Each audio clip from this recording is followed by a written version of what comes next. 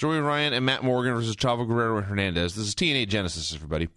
I'll sum it up. There's a bunch of very boring matches in the show and a main event that was good to excellent, depending on who you ask. So they're doing this tag match, and this annoyed me. First of all, Taz was ripping on Keneally because it's a mark for indie wrestling, but then he couldn't call a simple backdrop, which is funny. Keneally acknowledged that he fucked up. So then the heels, they got the heat on Hernandez for whatever reason. And they tried to do an illegal switch behind the ref's back. Then the ref turned around and he enforced the rules. That pissed me off. So Chavo gets the hot tag. He is running wild. And he's beating up Joey Ryan. He's going to hit the frog splash, but Morgan comes and just stands in his way. So the Mexicans team up to fight off the Giant. They knock him out of the ring with a double drop kick, which neither guy looked good. And then Hernandez tries to powerbomb Joey Ryan. And they were on completely different pages of completely different books, perhaps in completely different languages. I think Joey Ryan was actually actively fighting to not go up for this. And finally, Morgan got him up, or Hernandez got him up in the sky, and he tried to do a spinning powerbomb, and the result of this was that Ryan fell right on his shoulder and head. It used to be that he would just be not very good pro wrestler, and I would just be annoyed by it. Now I'm worried he's going to get hurt. So he lands on his shoulder and head, and then Chavo runs over and turns him over on his back and hits the frog splash to pin him. That was that. This was a bad match. It was not good. Bad match, and already breaking up Morgan and Ryan. Good. I mean, this team was no good, but really now we have to see another Matt Morgan push as a single. Yeah, now I'm worried that they may be on 2 segments on each show. At least he was buried in a tag match. Yeah. Which I think we talked about the last time Matt Morgan was part of the team and they broke up.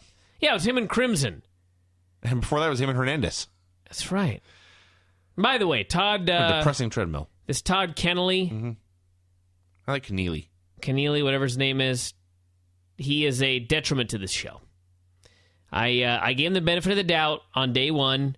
It actually worked on day one because he was teaming with Borash, who was actually excellent at his job. Awesome at this.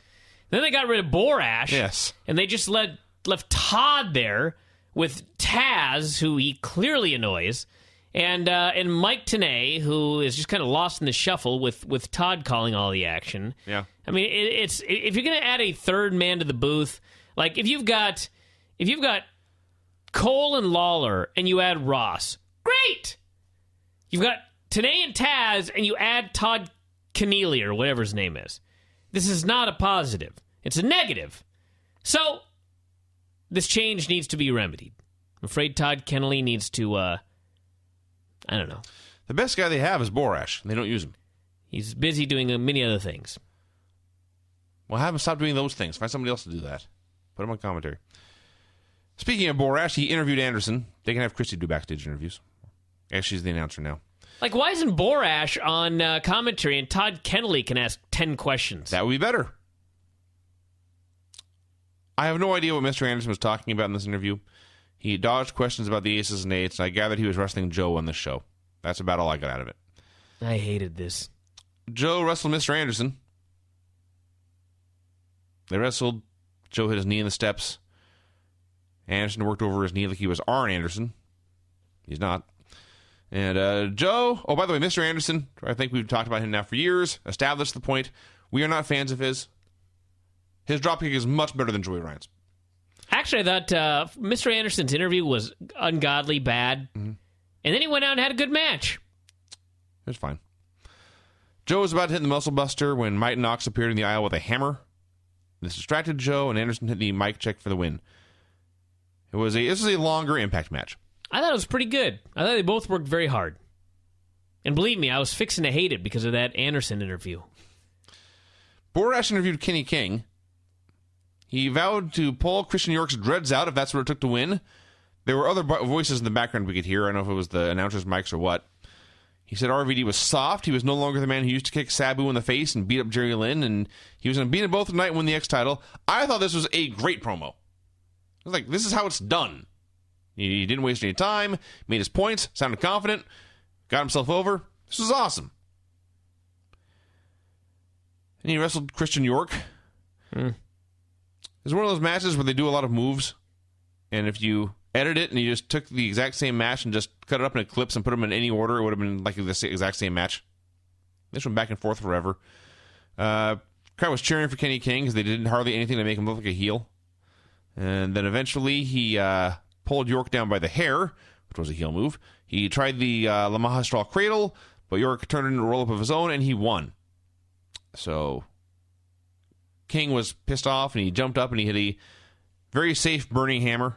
Turned him all the way over onto his belly, didn't drop him on his head. So it was because Christian York won, he got a match with Rob Van Dam. This does not seem like much. What a friendly company. Does not seem like much of a reward. You're going to do a tournament, and you must do back-to-back matches. Yes. Well, they're friendly to Rob, I guess. So Rob came out, and he was trying to let York know, you don't have to do this, we can postpone the match, and he tries to help York to his feet, and York punches him in the face. I like how the champ comes out and goes, we can postpone this. Why didn't you mention that before the match? Why didn't you mention that when they said it was going to be back-to-back? Why didn't you step up and say, how about we do my match, his match first, and then we'll go in the semi-main? Nope. So the story of this match was that it was basically the last few minutes of Shawn Michaels' retirement match, with RVD playing Undertaker, feeling guilty about having to finish this guy off. Because it was not a fair fight. There was a point where they were on different pages again, or different pages like the Joey Ryan match. They tried to do an Irish whip reversal, and they just ended up doing a do-si-dos in the ring for a while. And eventually, Rob crossed him on the top rope. He hit that jumping sidekick and hit the frog splash for the win. I understand that the reason the matches were back-to-back was because you had to tell the story of this match of, the guy fighting, he's hurt, he's got to go back-to-back, he just got laid out with a move, and he's trying desperately to hang on, but he gets beaten in the end. Obviously, that was the story. But the problem is when the idea behind the story is preposterous, it doesn't matter what the story is. The whole thing doesn't make sense. Like, it makes zero sense for this tournament matches to be back-to-back. That makes no sense. So, I don't know. I'm too concerned about this. We got a Joseph Park promo. He made jokes about Twitter and inside wrestling terms and said he was no longer a lawyer. He was a trained professional wrestler. After a month. Well, then he wrestled. He needs more training. Joe Park versus Devon. I'll get to the chase. The gimmick of Joe Park, lousy pro wrestler, has run its course. It was funny once. It was okay a second time. I have now seen it. I don't want to see a veteran pro wrestler pretending to suck at it. I want to see a veteran pro wrestler having good wrestling matches. They attempted to do chain wrestling and amateur stuff. Devon got down in referee's position, began to exchange holds. Neither of them are any good at it. It didn't help. They were dressed up like they're ready for an Arctic expedition. Both just wearing way too many, just layers and layers and layers of clothing. It was very bad amateur wrestling. I expected Kurt Angle to just run down the ring and stretch them both. It got better when they started brawling. Joe looked completely blown up at the end. And finally, Devon threw him into what they claimed was an exposed buckle. It didn't look like it. Joe got a bloody nose. He went into abyss mode. He hit the black hole slam. Went for a choke slam, but he snapped back into Joe Park. And Devon rolled him up and grabbed his track pants for the win.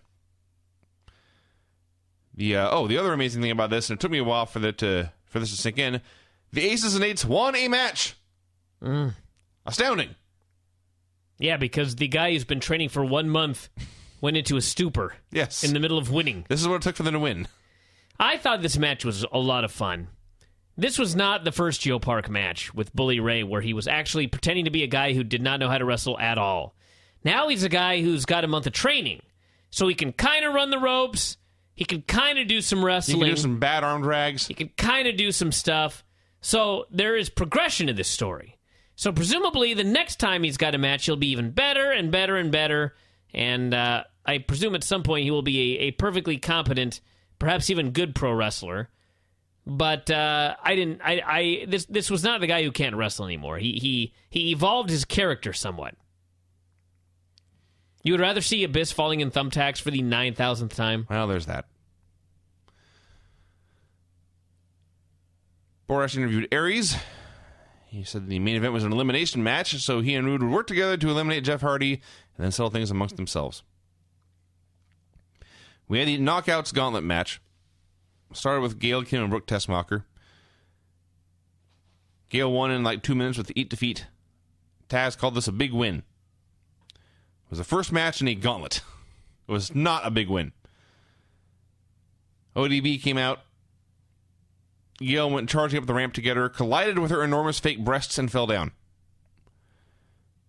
ODB went to the ring. She hit her all her moves.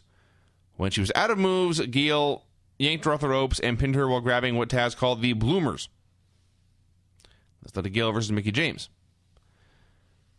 Don't know what Mickie was wearing. There was a lot of tape involved. She ran wild. She tried something off the top rope. Gail escaped by grabbing the referee's feet. Referee, of course, was the one and only Taryn Terrell. And watching Taryn Terrell trying to escape Gail's foot grab, for lack of a better word, comedy gold. And then Gail pinned Mickie with the exact same finish as the prior fall. She rolled her up and grabbed the tights. And this led to the finals of the Gauntlet, Gail versus Velvet. So yes, Gail went coast to coast in this. Velvet got new gear and actually a new haircut and new makeup, and I approve of this look. It's nice. A lot of makeup. She did have a lot of makeup. And Gail tried to she tried to roll up and grab the ropes this time, but Taryn caught her, and then Velvet won with a pedigree. Story of the match was Gail cheated in every single match, and then at the end, when she got hit with the move, her foot was under the rope, but the ref didn't see it. Oh, you're right. I didn't even write that down. So she got hers. That happened. This was explained to me. The problem is that I understand that story. I understand the heel cheat, and then gets theirs at the end. However, this story was not about Gail. The story is about a number one contender for the title, who's now Velvet Sky. And Velvet Sky ended up coming in the last person, and she didn't have to beat anybody. She had to beat one girl, unlike Gail, who had to beat 4 people. She beat one girl, and she did it with a foot under the rope, so she didn't even really beat the girl. That's the actual story that was told here, which to me is not a very good story for setting up a number one contender for your title. It's poor. I understand what they are trying to, what the story of this match was, but why would you tell that story in a match where Velvet is going to become your new number one contender babyface? It would be better if I don't know, Velvet ran the gauntlet, or Velvet came in second and had to beat 3 girls, or the odds were against Velvet, but somehow she overcame them. That's your story because you're building a contender. Otherwise, it's just like, unless they're going to put Gail into another match with Velvet, a rematch, and then Velvet gets the big win or something. But this story here, yes, I get it, but it's not a good story to build up a contender for your title. Borash interviewed Bad Influence. And he said Frankie had a manager's license tonight. It's Daniels and Kazarian. Yeah, they occasionally try to get this name over. It comes and goes. Sometimes, some weeks they're just Daniels and Kazarian. Some weeks they're Bad Influence. They said Frankie had a manager's license tonight, and Daniels vowed to, quote, shake my glorious ass. And he did. Lived up to his word. It was Chris Daniels versus James Storm. Winner was going to get a title shot on Impact at some point. That did not make anyone care about it. For the most part, it was an Impact match that went too long. Oh, the last few minutes were very good. And people were into all the near falls. So Storm hits a code breaker, and he hits a backstabber, and he sets up for the super kick. But then Kaz jumps up on the apron. So Storm super kicks him, and then Daniels hit a move of some sort. The camera missed it. I believe it was an STO. And Daniels grabbed the ropes, and he won. Good. Ballerina and Brooke Hogan came out. They plugged their wedding. They took a video of the fans. Taz noticed he was not recording this video, and they left. Absolutely pointless. Well, they got to use the pay-per-view, Bryan, to plug your free TV show. Yes, that's their business model. Has been for years. And you wonder why they cut to 4 pay-per-views a year. I don't care why. I'm just happy they did. Sting versus Doc. If biting bothers you, this bothers me as far as the illogic thing. They're going to have a wrestling match, but before the match can begin, they brawl over to Aces and Eights land, where 4 or 5 men come out and beat the fuck out of Sting. Then they throw the guy in the ring, and because the match hadn't started, that didn't count, so then they ring the bell, and now it's 1-on-1. That is fucking stupid. Yeah. So they did this, and it would be one thing if the ref didn't see it, or... he's just looking at him, the whole thing going on. Yeah. Or if the ref said, we're going to throw the match out, and Sting said, no, fuck it, I'll fight. That would be much better. But no, what they do is, well, sucks to be you. And at this point, if they're going to let you beat him up with 4 men, why not just stab him repeatedly? Just end it. The ref literally nearly shrugged when looking at Sting's body and then ringing the bell. Yeah. Like, well, here we go. So, they had a match. Not much happened. They had a lot of chin locks. Sting is old.